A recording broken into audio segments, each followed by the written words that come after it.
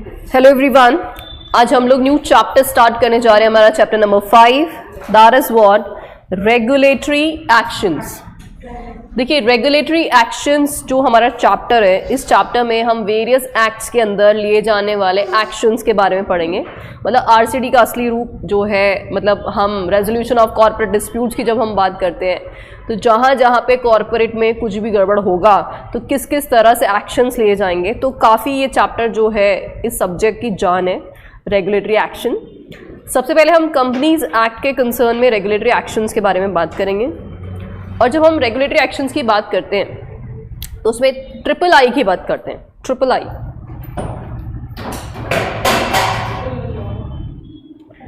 Inquiry, inspection and investigation. Inquiry, inspection and investigation.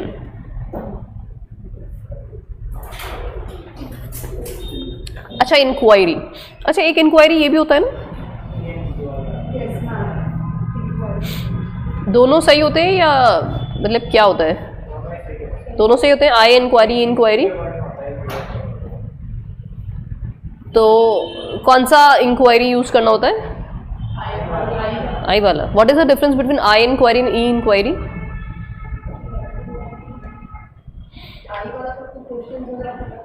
अच्छा, और ई वाला जब आंसर देते हो तो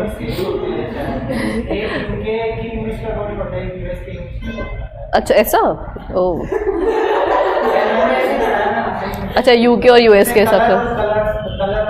अच्छा अच्छा, तो इसलिए आई इंक्वायरी और ई इंक्वायरी होता है। अच्छा,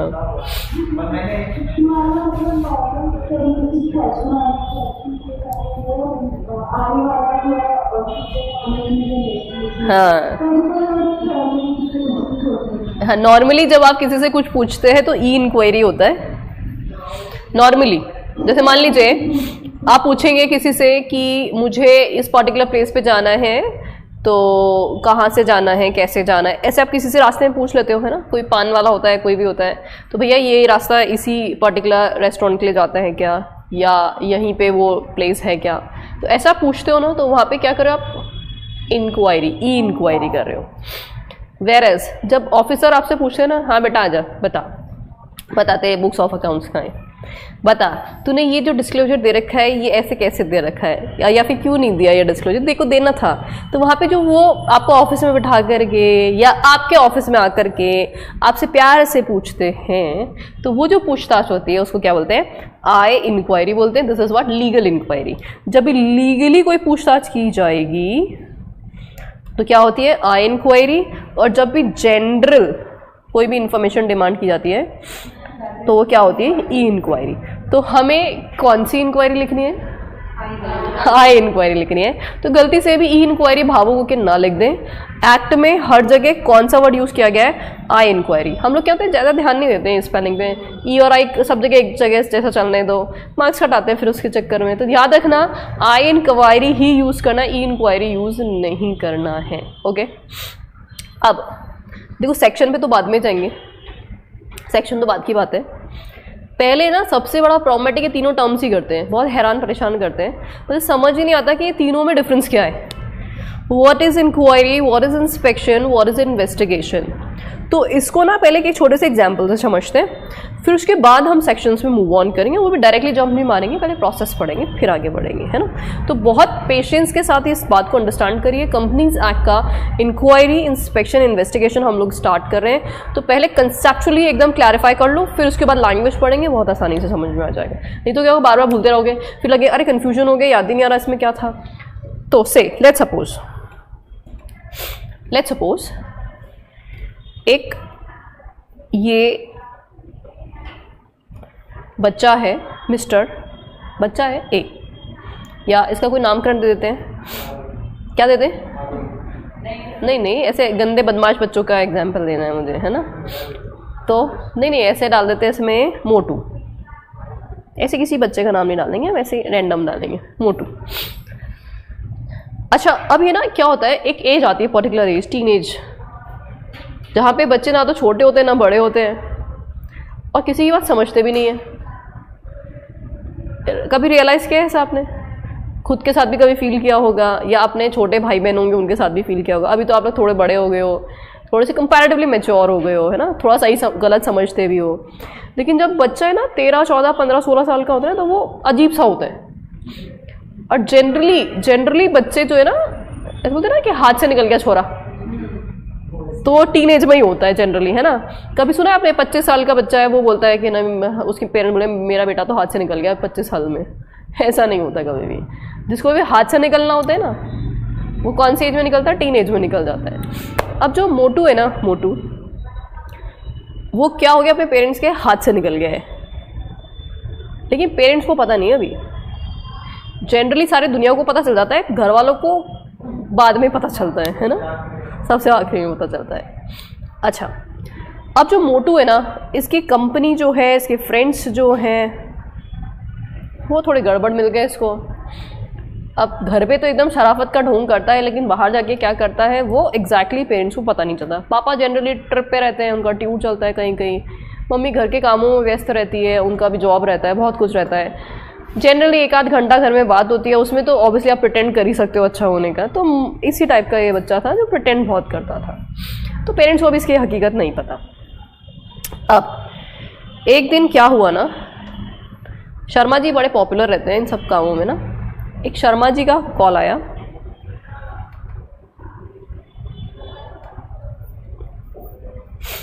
शर्मा जी का कॉल किसको आया? पापा को। किसके पापा? मोटू के पापा।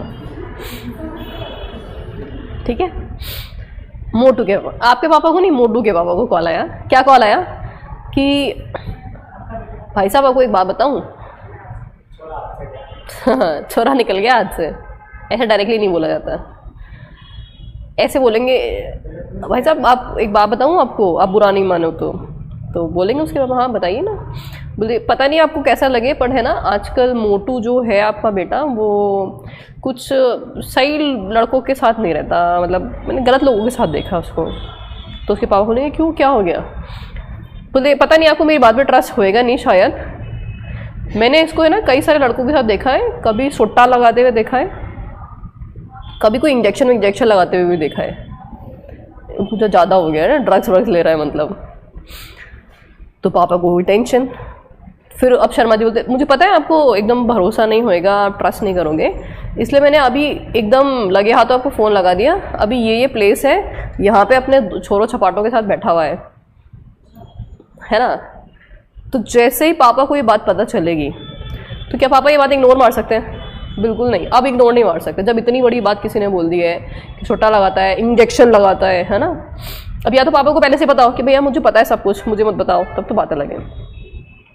अब शाहरुख खान का बेटा अगर ड्रग्स मामले में अंदर हुआ तो क्या शाहरुख को पता नहीं है कि उसका बेटा ड्रग्स लेता है? पता है अच्छे से। इतना पैसा आता कहाँ से? पिताजी से तो आता है ना, तो पता है उसको। अच्छा, अब यहाँ पे पिताजी इन जनरल मिडिल क्लास वाले पिताजी की बात बता रही हूँ, है ना। उनके लिए फैशन नहीं होता ये, हायर सोसाइटी में फैशन होता है ड्रिंक करना, ड्रग्स लेना, है ना, वो फैशन होता है और या फिर स्टेटस सिंबल होता है। मिडिल क्लास में जनरली ये स्टेटस सिंबल नहीं होता उनके लिए। तो अच्छा आज तो घर में घुस के बता, टांगने ना तोड़ दूँ ना, तो ऐसे बोलते मारवाड़ी पिताजी, है ना। अब पिताजी को जैसे ही पता चला तो पिताजी सबसे पहले क्या करेंगे, उस रेस्पेक्टिव लोकेशन में पहुँचेंगे। ठीक है भाई, पिताजी ने क्या किया, एंटर किया उस प्लेस पे। Enter the place which was being informed by Sharma ji. हो सकता है किसी रेस्टोरेंट में बैठे हों, किसी रूफ टॉप पे बैठे हों, कहीं कुछ सुट्टा उट्टा लगा रहे हों, जहाँ भी, हाँ लॉन्च वॉन्च में बैठे हों। तो जैसे पिताजी वहाँ पहुँचेंगे तो इधर उधर देखेंगे, टिड़िंग टिड़िंग कहाँ है बेटा, है ना, देखेंगे। और अभी ज़्यादा कुछ एक्शन वैक्शन नहीं है, अभी तो स्टार्टिंग है भैया। तो अभी सिर्फ और सिर्फ ढूंढ रहे हैं, कर रहे हैं, इंस्पेक्शन कर रहे हैं, सिर्फ आंखें घुमा रहे हैं, देख रहे हैं बेटा है भी कि नहीं है वहाँ पे। अच्छा, अगर बेटा वहाँ पे है ही नहीं तो कहानी वही ख़त्म, दी एंड। इसका ना शर्मा जी ने अप्रैल फूल बनाया, है ना। लेकिन अगर वहाँ पे मोटू या उसके दोस्तों में से कोई भी मिला, इसका दाल में काला है, दाल में काला है, तो उसके पिताजी क्या करेंगे, मोटू और उसके फ्रेंड्स से कुछ कुछ बातें स्टार्ट करेंगे। आप डायरेक्टली नहीं करेंगे, अभी नॉर्मल इधर उधर की बातें करेंगे। डायरेक्ट थोड़ा पूछेंगे तुम छुट्टा लगाते हो, ड्रग्स लेते हो, ऐसा थोड़ा ना वो डायरेक्ट पूछेंगे और बता ही देंगे जैसे कोई। अभी इधर उधर की बातें की जाएंगी, और बेटा पढ़ाई कैसे चल रही है, ये वो, अच्छा अभी तुम्हारे कॉलेज का टाइम है, यहाँ क्या कर रहे हो, है ना, मतलब, या फिर कॉलेज का टाइम नहीं है तो आज यहाँ कैसे आना हुआ, है ना, मतलब ऐसे इधर उधर की बातें की जाएगी। इसका मतलब जब उन्होंने स्टार्टिंग में इधर उधर की बातें की तो क्या कर रहे हैं, इंक्वायरी कर रहे हैं। क्या कर रहे हैं, इंक्वायरी कर रहे हैं। क्या कर रहे हैं, इंक्वायरी कर रहे हैं। जब पापा स्टार्टिंग में मोटू और उसके दोस्तों से जनरली बात कर रहे हैं, पूछने का शुरुआत कर रहे हैं, बहुत स्ट्रिंजेंट नहीं है, क्या किया जाएगा वहाँ पे, इंक्वायरी। अब माइट भी हो सकता है ना उनमें से किसी का बर्थडे हो और वो बर्थडे पार्टी सेलिब्रेट कर रहे हो विदाउट एनी अल्कोहल। अब वो होटल वाले से भी पूछ सकते हैं, रेस्टोरेंट वाले से भी पूछ सकते हैं कि इन्होंने क्या क्या ऑर्डर किया है, उससे भी काफ़ी कुछ समझ में आ जाएगा। और इवन उनके हालात देख के भी काफ़ी कुछ समझ में आ सकता है कि वो लोग ड्रग्स ले रहे हैं कि नहीं ले रहे हैं। तो इनिशियल लेवल पे उन्होंने क्या किया, सिंपली इंक्वायरी किया। अगर इंक्वायरी में कुछ बातें टाइसी लगा कि यार कुछ तो गड़बड़ है, छुपा रहे हैं कुछ बात, जैसे ना बच्चा एकदम अचानक से पिताजी को देख करके एकदम हौच पौच हो जाए, हकलाना स्टार्ट कर दे, उसे जवाब नहीं दिया जा रहा है, उल्टा सुल्टा जवाब दे रहे हैं, कोई कुछ बोल रहा है कोई कुछ बोल रहा है ना, पकड़ लेंगे पिताजी वहीं पे, है ना। फिर उसके बाद क्या किया जाता है, इन्वेस्टिगेशन। क्या किया जाता है, इन्वेस्टिगेशन। तो इनिशियल स्टेज पे क्या किया जाता है, इंक्वायरी की जाती है, और लेटर स्टेज पे क्या किया जाता है, इन्वेस्टिगेशन किया जाता है। कभी भी स्टार्टिंग में इन्वेस्टिगेशन स्टार्ट नहीं होता है, हमेशा पहले इंक्वायरी होता है एंड देन उसके बाद ही क्या होता है, इन्वेस्टिगेशन होता है। बात समझ में आ गई। अच्छा, इंस्पेक्शन किसका होता है, जनरली बुक्स, पेपर्स, इन सब का इंस्पेक्शन होता है। तो इंस्पेक्शन किसका होता है, बुक्स, अकाउंट्स, पेपर्स। अच्छा एक बात बताओ, बुक्स एंड पेपर्स से इंक्वायरी कर सकते हो क्या, पूछ सकते हो क्या, बता बुक्स तू ठीक है कि नहीं है, बता तेरे में जो लिखी हुई इन्फॉर्मेशन है वो सही है कि गलत है, हद हो गई है, उसे वो कैसे बताएगी, वो बोल सकती है क्या कोई। तो यहाँ पे बुक्स एंड पेपर से कभी भी इंक्वायरी नहीं की जा सकती, पूछताछ नहीं की जाती है, उसको क्या किया जाता है, सिंपली इंस्पेक्ट किया जाता है।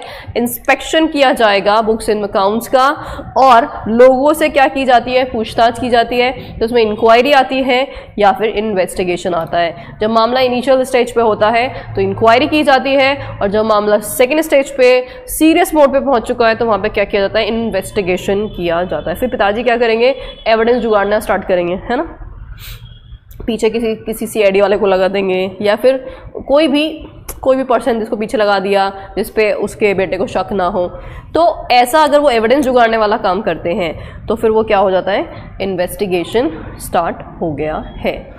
अच्छा, बेसिक कंसेप्ट समझ में आया सबको, इंक्वायरी, इंस्पेक्शन, इन्वेस्टिगेशन। तो इंक्वायरी इनिशियल स्टेज पे लोगों से की गई पूछताछ होती है। इन्वेस्टिगेशन लेटर स्टेज पे जब सीरियस हो गया मामला, जहाँ डाउट हो गया एक्चुअल में कि हाँ सच में यहाँ पे कोई ना कोई गड़बड़ है, तो वहाँ पे क्या किया जाता है, इन्वेस्टिगेशन किया जाता है। और इंस्पेक्शन किसका किया जाता है, बुक्स, अकाउंट्स एंड पेपर्स का किया जाता है। ठीक है, अब हम सबसे पहले कंपनीज एक्ट में इंक्वायरी एंड इंस्पेक्शन की बात करेंगे, इन्वेस्टिगेशन को हम बाद में पढ़ेंगे।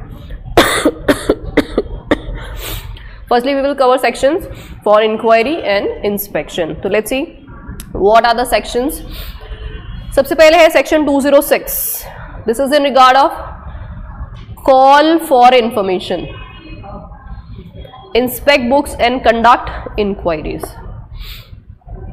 Call for information, inspect book and conduct inquiries. अच्छा, एक चीज हमेशा याद रखना, कॉल फॉर इंफॉर्मेशन की जब हम बात करते हैं, ये पावर सोली आरओसी का होता है। सिर्फ किसका पावर है ये, इकलौते आरओसी का पावर है ये। किसका पावर है ये, आरओसी।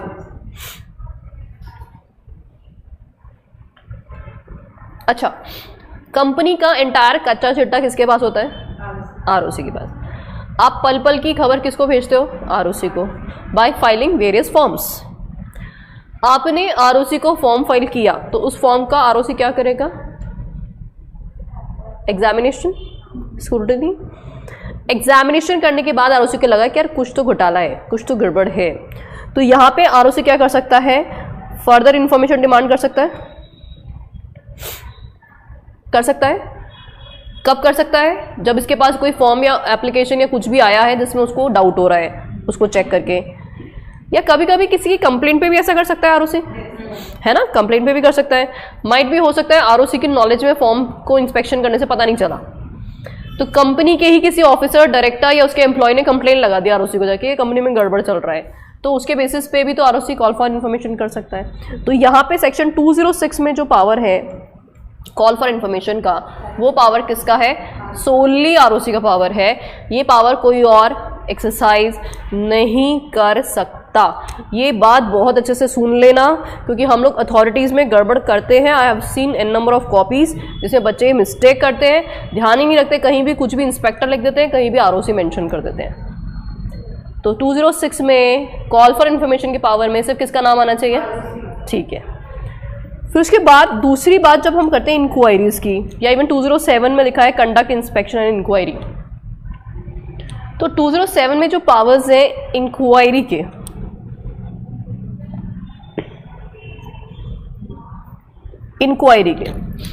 ये पावर कौन कौन एक्सरसाइज कर सकता है? देखो, सबसे पहले आरओसी कर सकता है, आरओसी तो कर ही सकता है ऑब्वियसली। इन्फॉर्मेशन डिमांड की, उसको लगा कि यार नहीं, यहाँ पे तो कुछ गड़बड़ है, तो इनिशियल स्टेज पे पूछताछ स्टार्ट करेगा। तो आरओसी सुओ मोटो बेसिस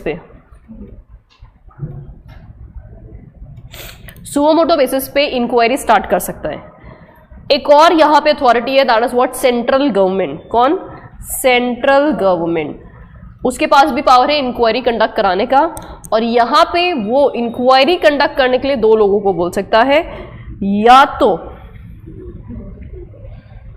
तो वो आरओसी को बोल देगा कि आरओसी तुम कंपनी के बारे में अच्छे से जानते हो, इंक्वायरी तुम ज़्यादा अच्छे से कर पाओगे, तो आरओसी को बोल देगा।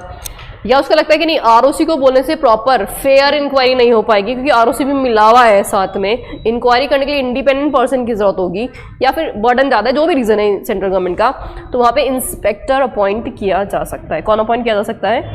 इंस्पेक्टर।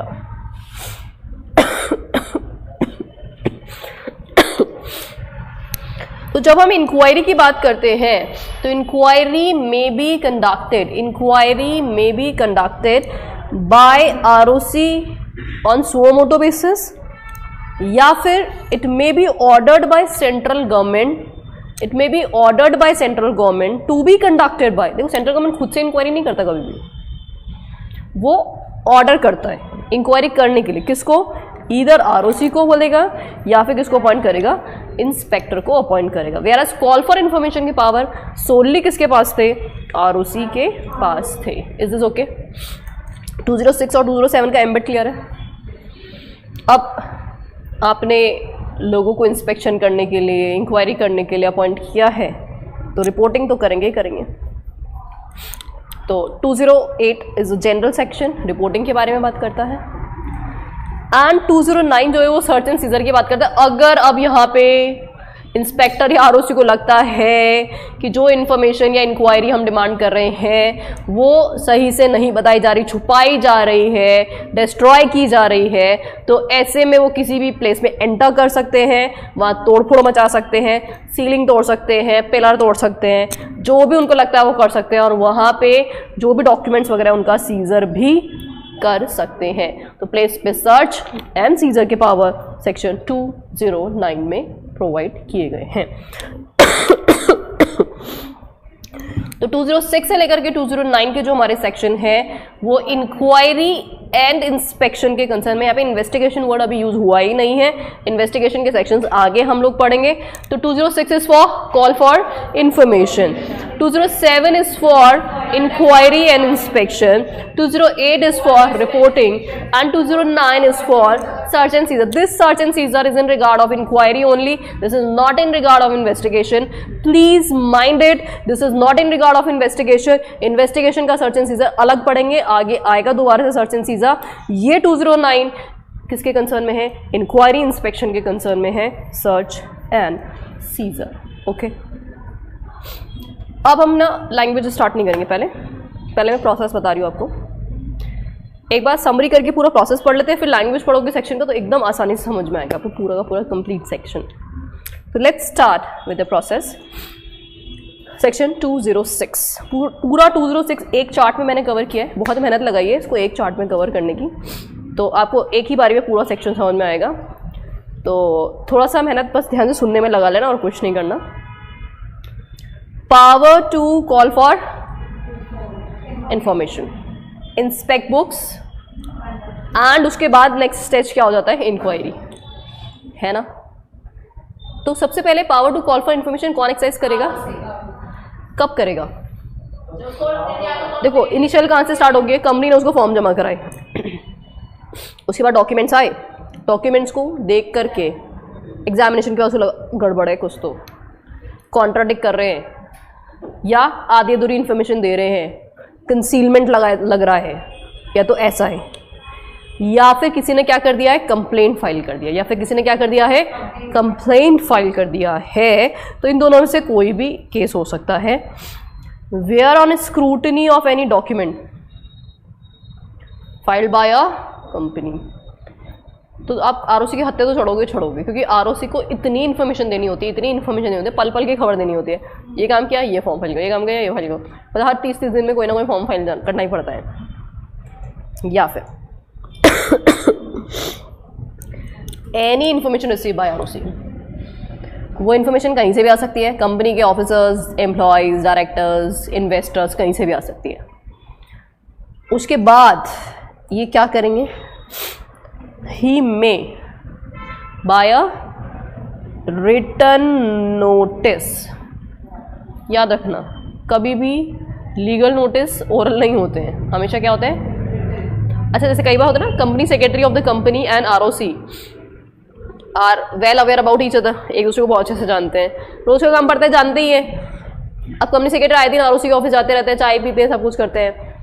आरओसी ने फोन लगा के कंपनी सेक्रेटरी बोला, भाई तुम्हारी कंपनी में क्या ही चल रहा है, ये फॉर्म जमा करा, इसमें सही इन्फॉर्मेशन नहीं है, फर्दर इन्फॉर्मेशन दो। Whether in this case company और company secretary is bound to send any further information, बिल्कुल ही नहीं है। क्यों? फोन लगा के बोला था, कॉल पे बोला था, ओरल बोला था, ओरल नोटिस होता ही नहीं है। राइटिंग में अगर आ जाए तो डेफिनेटली बाउंडेशन आ जाती है। तो इसलिए हमेशा नोटिस कैसे आना चाहिए, अगर आरओसी राइटिंग में नोटिस नहीं दे रहा तो कोई जवाब मत देना, राइटिंग में लेना नोटिस उनसे, है ना। चलो भाई, राइटिंग में नोटिस दिया, कब? Registrar is the opinion that any further information या एक्सप्लेनेशन या for the document relating to the company is, तभी तो बोलेगा ना, उसको लग रहा है डॉक्यूमेंट्स को चेक करके या किसी की कंप्लेंट आने पर कि यार फर्दर और कुछ इन्फॉर्मेशन चाहिए, कुछ गड़बड़ है, इन्फॉर्मेशन मिसिंग है, तो ये इन्फॉर्मेशन और डिमांड करनी चाहिए, तो वो डिमांड करेगा, लेकिन कैसे करेगा, राइटिंग में करेगा। यहाँ तक की कहानी क्लियर है? यहाँ तक कि लैंग्वेज में कोई परेशानी आ रही किसी को? चलो, अब आरओसी को लग गया कि इन्फॉर्मेशन मंगानी है, राइटिंग में नोटिस दे दिया, अब क्या होगा? To furnish in writing such information या एक्सप्लेनेशन, या फिर produce documents as specified, company and its officer concern. Officer concern से मतलब भैया जो भी रेस्पेक्टेड डिपार्टमेंट का ऑफिसर होगा वही तो देगा ना। इस थोड़ा अकाउंट्स डिपार्टमेंट से एचआर की इन्फॉर्मेशन मांग लोगे, या एचआर वाले से अकाउंट्स बोला, एचआर वालों को बोल रहे हो चलो है ना फाइनेंशियल स्टेटमेंट सबमिट कराओ, अरे ऑफिसर कंसर्न होगा। अच्छा, पास्ट एम्प्लॉय भी हो सकता है क्या?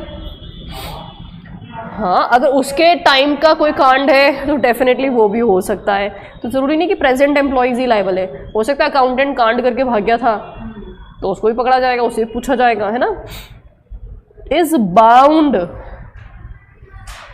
To provide, is bound. अब देखो बाउंडेशन तो पता नहीं क्या क्या होती है, लेकिन ऐसा हम करते नहीं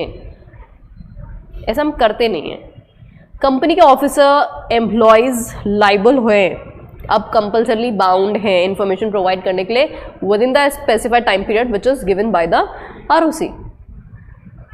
अगर कर दिया, इन्फॉर्मेशन प्रोवाइड कर दिया, डॉक्यूमेंट सबमिट कर दिया तो बहुत अच्छी बात, 206 का वायलेशन नहीं होगा। लेकिन अगर नहीं किया तो क्या लगेगी? पेनल्टी। क्या लगेगी?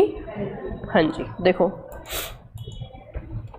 इफ नॉट प्रोवाइडेड, अब नॉट प्रोवाइडेड किसको बोलते हैं यहाँ पे, वो भी डिफाइन किया हुआ है। देखो नॉट प्रोवाइडेड में एक तो क्लियर कट जिसने प्रोवाइड किया ही नहीं वो तो नॉट प्रोवाइडेड है ही ना।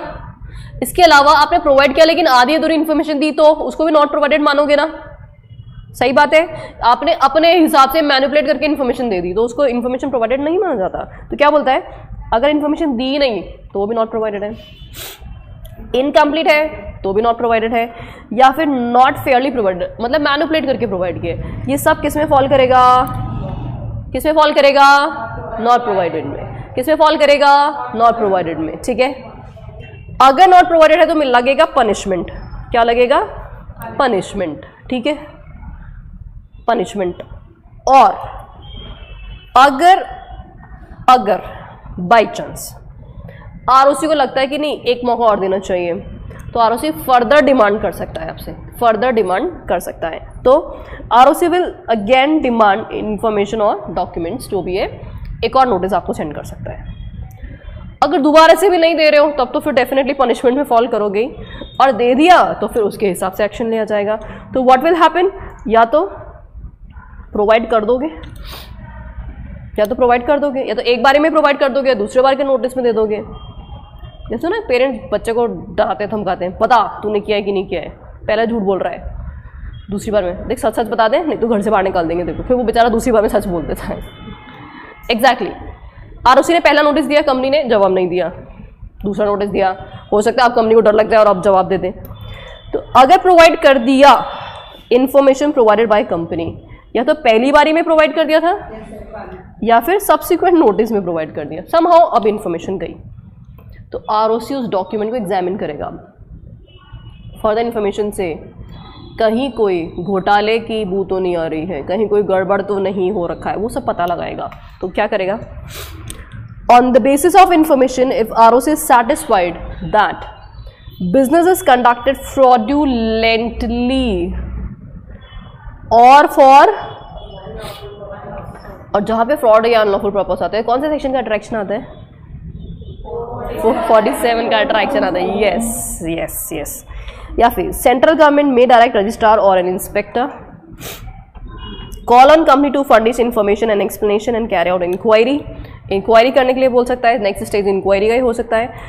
और साथ ही में every officer who is in default is liable under section 447। तो यहाँ पे सेक्शन 447 का अट्रैक्शन आएगा। आपको याद ही होगा हमने once upon a time fraud पढ़ा था 447, जिसमें आपको मैंने बोला था सेक्शन 206 और ये सारे हमारे नेक्स्ट चैप्टर में कवर्ड है। तो ये 206 जो है वो फ्रॉड का हमारा सेक्शन है, तो 447 का अट्रैक्शन इसमें आएगा अगर फ्रॉड प्रूफ हो जाता है फर्दर इंक्वायरी करने पर। मैं एक बार प्रोसेस को वापस से रिकैप करूँ, ध्यान से सुनना, बहुत सिंपल प्रोसेस है, बिल्कुल टेक्निकलिटीज़ नहीं है। सबसे पहली बात, आरओसी के पास फॉर्म्स डॉक्यूमेंट जमा हुए, उनकी स्क्रूटनी की, आरओसी को लगा कि यहाँ पे तो गड़बड़ है, फर्दर इंफॉर्मेशन रिक्वायर्ड है, या फिर किसी ने कंप्लेन कर दी है और आरओसी को लगता है फर्दर इंफॉर्मेशन रिक्वायर्ड है, तो राइटिंग में नोटिस देगा कंपनी को, है ना, काहे के लिए, डॉक्यूमेंट जमा कराने के लिए या फर्दर इंफॉर्मेशन देने के लिए। अगर ये नोटिस मिल गया कंपनी को राइटिंग में, तो कंपनी और उसके ऑफिसर्स डायरेक्टर्स बाउंड है इन्फॉर्मेशन प्रोवाइड करने के लिए। अब दो बातें होंगी, या तो वो इन्फॉर्मेशन देंगे या इन्फॉर्मेशन, अब अगर इन्फॉर्मेशन दे दी तब तो वहीं से आगे प्रोसेस स्टार्ट होगा, अगर नहीं दी तो दूसरा नोटिस इशू हो जाएगा,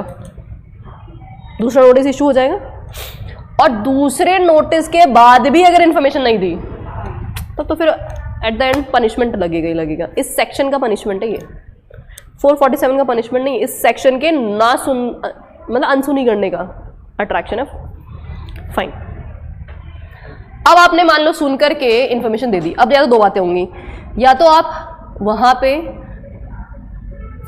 कन्विक्ट नहीं होंगे, या तो आप फेयर डीलिंग में इन्वॉल्व पाए जाएंगे, या तो आप इनोसेंट फाइंड होंगे, या फिर आप गिल्टी फाइंड होंगे। दो ही बातें होंगी। अगर आपकी फर्दर प्रोवाइडेड इन्फॉर्मेशन को देख करके आरओसी को लगा कि भाई साहब फ्रॉड कर रहे हो कंपनी के अंदर तुम तो, है ना, बिजनेस क्या हो रहे हैं, अनलॉफुल पर्पस के लिए हो रहे हैं, या फिर अभी सेंट्रल गवर्नमेंट का इंटरवेंशन में डायरेक्ट इंस्पेक्टर या रजिस्ट्रार, इंस्पेक्टर या काय के लिए, टू कैरी आउट देखो इंक्वायरी मतलब नेक्स्ट सेक्शन की तरफ बढ़ रहे हैं, हम इंक्वायरी करने की बात कर रहे हैं। तो जब इंक्वायरी करने के लिए कौन ऑर्डर दे सकता है? Central government. कौन ऑर्डर दे सकता है? Central government. तो सेंट्रल गवर्नमेंट किस किस को ऑर्डर दे सकता है? आरओसी या फिर इंस्पेक्टर। आपको मैंने पहले ही बता दिया है इंक्वायरी करने के पावर दोनों के पास है, लेकिन कॉल फॉर इंफॉर्मेशन की पावर सिर्फ इनिशियली हम सिर्फ आरओसी का नाम ही पढ़ रहे थे ना, कहीं भी इंस्पेक्टर का नाम नहीं था। लेकिन जैसे इंक्वायरी वर्ड आया वैसे हमने इंस्पेक्टर का नाम भी पढ़ लिया। और इस पूरे कांड में जो भी ऑफिसर इन डिफॉल्ट हैं उन पे सेक्शन 447 का अट्रैक्शन आ जाएगा। कोई शक है? क्लियर है सबको ये बात अच्छे से? श्योर? अब 206 बहुत इजी हो गया हमारे लिए, अब हम लैंग्वेज पढ़ सकते हैं। लैंग्वेज पढ़ोगे ना तो लगे इतना बड़ा सेक्शन है। ये मैंने एक चार्ट में कंप्लीट किया आप लोगों के लिए, ठीक है? तो लेट्स सी। वो डिपेंड करता है कि उसको सब्सिक्वेंट नोटिस देना ही नहीं देना, वो आरओसी की इच्छा, वो आरओसी का डिस्क्रिप्शन है ना? चलो आगे बढ़े, let's see. Now we will go through with the language section 206 subsection 1। ध्यान से देखते जाना। Registrar is of the opinion on scrutiny of document filed by company या फिर information receive by him. Process में यही पढ़ा था हमने, सेम डिट्टो है ना? स्क्रूटनी ऑफ डॉक्यूमेंट या फिर information received, that any further information या एक्सप्लेनेशन या further document relating to the company is necessary. ये ओपिनियन आरओसी ने फॉर्म कर लिया है कि फर्दर इंफॉर्मेशन चाहिए, तो क्या करेगा? रिटर्न नोटिस देगा काई के लिए? फर्दर इंफॉर्मेशन एक्सप्लेनेशन देने के लिए या फिर डॉक्यूमेंट्स रीजनेबल टाइम में सबमिट करने के लिए। ये 206 सबसेक्शन 1 है। ये पूरा एंटायर प्रोविजन हमने अपने प्रोसेस में कवर किया था। इसमें कोई शक है किसी को? लैंग्वेज में याद हो गया सबको? ठीक। अब आगे क्या बोलते हैं? Subsection 2, on receipt of a notice under subsection 1। अब नोटिस आ गया तो it shall be duty of whom? Company and its officer concern. यही पढ़ा था हमने प्रोसेस में। क्या ड्यूटी है? Information explanation to the best of their knowledge, best of their knowledge and power, and produce documents to the registrar. अच्छा, दो ही बातें थी ना, दो ही बातें बोली थी, या तो इन्फॉर्मेशन डिमांड करेगा या डॉक्यूमेंट डिमांड करेगा। तो जो किया है डिमांड वो दे दो, इन्फॉर्मेशन मांगी, एक्सप्लेनेशन मांगा है तो वो दे दो, डॉक्यूमेंट मांगा है तो वो दे दो, within the time specified या extended by the ROC. Time भी तो उसने नोटिस में दिया था, उस टाइम में प्रोवाइड करना। Provided that where such information या explanation relates to any past period, तो भाई साहब उस टाइम के जो एम्प्लॉयज है वो भी लायबल हो जाते हैं। The officer who had been in employment of the company for such period, if so called upon by the registrar through a notice served on them in writing, shall also furnish such information and explanation to the best of their knowledge। तो यहाँ पे past employees are also bound to provide the information। Is this okay? कोई शक आ रहा है subsection 2 तक? बहुत simple बात है। सबसेक्शन 1 ने क्या बोला? इंफॉर्मेशन डिमांड किया। 2 ने क्या बोला? इंफॉर्मेशन सबमिट करने की लाइबिलिटी है ना। 1 में राइट आरओसी का, 2 में ऑब्लिगेशन कंपनी उसके ऑफिसर्स की। ठीक है भाई। अब भाई ऑब्लिगेशन तो है, लेकिन ऑब्लिगेशन फुलफिल करोगे कि नहीं करोगे वो देख लेते हैं। इफ नो इंफॉर्मेशन या explanation is furnished within the time as specified under subsection 1, मतलब इंफॉर्मेशन दी नहीं, या फिर इंफॉर्मेशन इनएडिक्वेट है। इंफॉर्मेशन क्या है? इनएडिक्वेट है, या फिर इंफॉर्मेशन क्या है? फुल एंड फेयर नहीं है, फुल एंड फेयर नहीं है। Registrar is satisfied on the scrutiny of the document furnished that unsatisfactory state of affairs exists in the company and does not disclose a full and fair statement of the information required। तो इन तीनों को ही हम information not provided बोलते हैं। तो ही मे लिखा है ना, मे मतलब उसकी इच्छा है कि दोबारा नोटिस देना चाहता है कि नहीं देना चाहता। अगर लगता है कि एक नोटिस और देते हैं चलो ठीक है तो दे देगा, नहीं तो वहीं पे punishment. by another written notice call on the company to produce for his inspection such further books of accounts, books, papers, explanation as he may require at such place and at such time as may specified in the notice. He may by another notice. उसकी इच्छा. अच्छा भाई, provided that before any notice is served under this subsection, registrar shall record his reason in writing for issuing such notice. Obviously जब भी आप notice issue करते हो writing में record तो करते ही करते हो. This is what subsection आया समझ में सबको? स्टेज बाय स्टेज चल रहा है सब कुछ प्रोसेस के साथ. अब section 4, if registrar is satisfied on the basis of, अब इन्फॉर्मेशन प्रोवाइड की है आपने तो उस इन्फॉर्मेशन को देख के क्या लगा, इन्फॉर्मेशन अवेलेबल विद और फर्निश टू हिम या फिर on representation made to him by any person. भाई जो ऑलरेडी इन्फॉर्मेशन थी जो फर्दर डिमांडेड थी और इन रिप्रेजेंटेशन जो भी उन्होंने दिया उन सबको देख करके रजिस्ट्रार को लगा क्या बिजनेस ऑफ द कंपनी क्या है, फ्रॉडुलेंट या अनफेयर है, अनलॉफुल है, not in compliance with the provision of act है, या grievances of investors are not being addressed, ऐसा कुछ है. तो क्या किया जाएगा, इंक्वायरी की जा सकती है फर्दर, या सेंट्रल गवर्नमेंट भी बोल सकती है इंक्वायरी के लिए, है ना.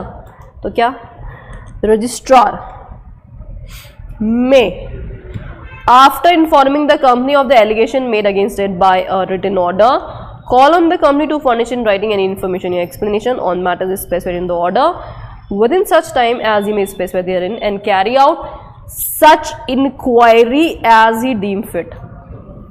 आपको याद है ना आरओसी सुमो मोटो बेसिस पे इंक्वायरी स्टार्ट कर सकता है, तो सुमो मोटो बेसिस पे इंक्वायरी स्टार्ट कर रहे हैं. After providing the company reasonable opportunity of being heard, तो बोल देगा भैया बताओ तुम्हारे अगेंस्ट में इंक्वायरी क्यों ना करें, हमने तुमसे कॉल फॉर इन्फॉर्मेशन मांगा, तुमने ही हमें ये इन्फॉर्मेशन दी, उसके बेसिस हमें लग रहा है कि फ्रॉडुलेंटली आप काम कर रहे हो तो हम इंक्वायरी स्टार्ट कर रहे हैं. अगर आपके पास जस्टिफाइड ग्राउंड है कि इंक्वायरी क्यों स्टार्ट ना की जाए तो वो दे दो. Opportunity of being heard definitely दिया जाएगा. This is what sub section 4. समझ में आ रहा है सबको? श्योर? पूरा स्टोरी चल रहा है एकदम स्टेप बाय स्टेप. फिर उसके बाद प्रोवाइडेड दैट, सेंट्रल गवर्नमेंट भी बोल सकता है ना भाई आरओसी का सुमो मोटो पावर तो है ही, लेकिन सेंट्रल गवर्नमेंट का भी पावर है. If it is satisfied that the circumstances so warrant, direct ROC या फिर इंस्पेक्टर, आरओसी या फिर inspector appointed by it for purpose to carry out inquiry under the subsection.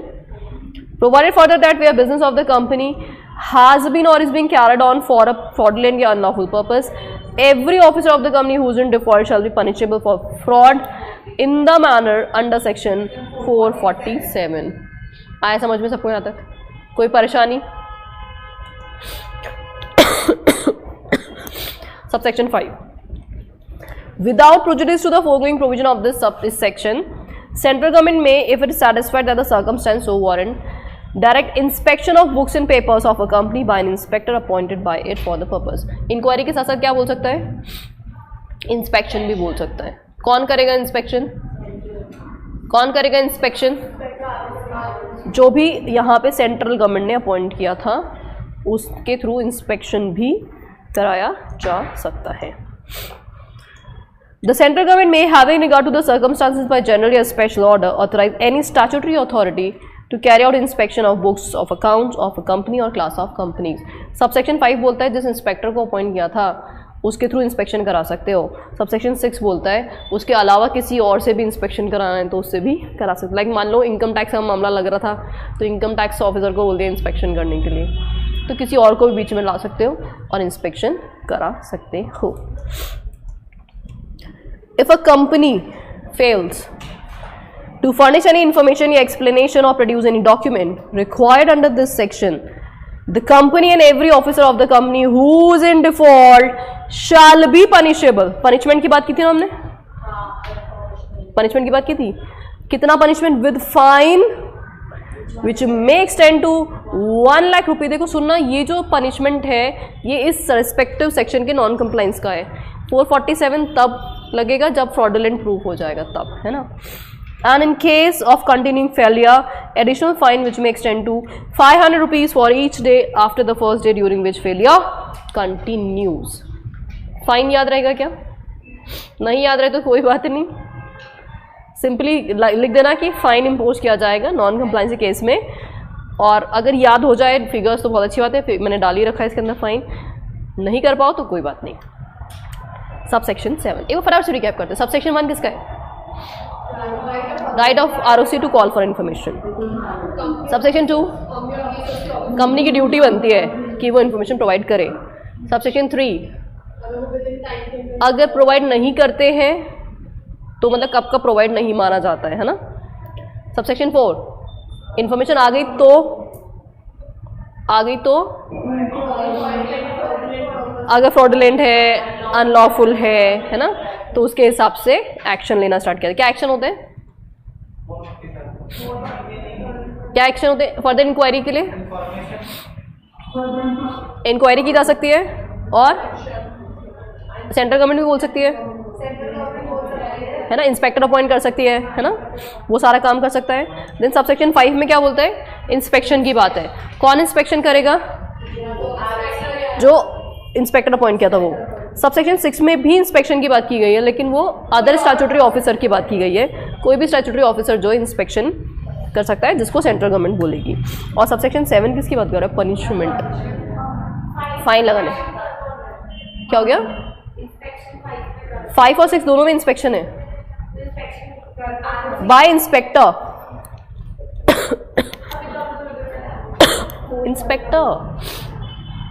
By inspector. और यहाँ पे कौन? Other statutory authority. दोनों में इंस्पेक्शन ही है लेकिन अथॉरिटीज अलग अलग हैं। यहाँ पे इंस्पेक्टर है, यहाँ पे स्टैट्यूटरी अथॉरिटी है। ओके। 7 में क्या दे रहे हैं? फाइन इंपोज कर रहे हैं, पनिशमेंट दे रहे हैं उसको। कब दे रहे हैं? अगर इंफॉर्मेशन प्रोवाइड नहीं करिए तब दे रहे हैं, फाइन इंपोज किया जाएगा। कितना फाइन है? और कंटिन्यू के केस में 500 पर डे के हिसाब से, ईच डे, है ना। अच्छा, अब 207 जो है वो हम लोग कल से स्टार्ट करेंगे। 206 में आप सिंपली फ्लो चार्ट पढ़ लो, आपको सारे सेक्शन सब सेक्शन 1 से लेकर 7 तक सारे समझ में आ जाएंगे। बहुत सिंपल है, याद रखना। कॉल फॉर इन्फॉर्मेशन का पावर सिर्फ और सिर्फ आरओसी ही एक्सरसाइज कर सकता है। फिर आगे कॉन्सिक्वेंस जब होंगे इंक्वायरी के, तब उस केस में इंस्पेक्टर के पावर भी आ जाएंगे। लेकिन वो कब आएंगे? जब सेंट्रल गवर्नमेंट बोलेगी तब। आरओसी के पास तो सुओ मोटो पावर होता है। Got it? That's all for today. तो आज के लिए इतना इनफ है। रेस्ट ऑफ द प्रोविजंस कल कंटिन्यू करते हैं। Thank you so much.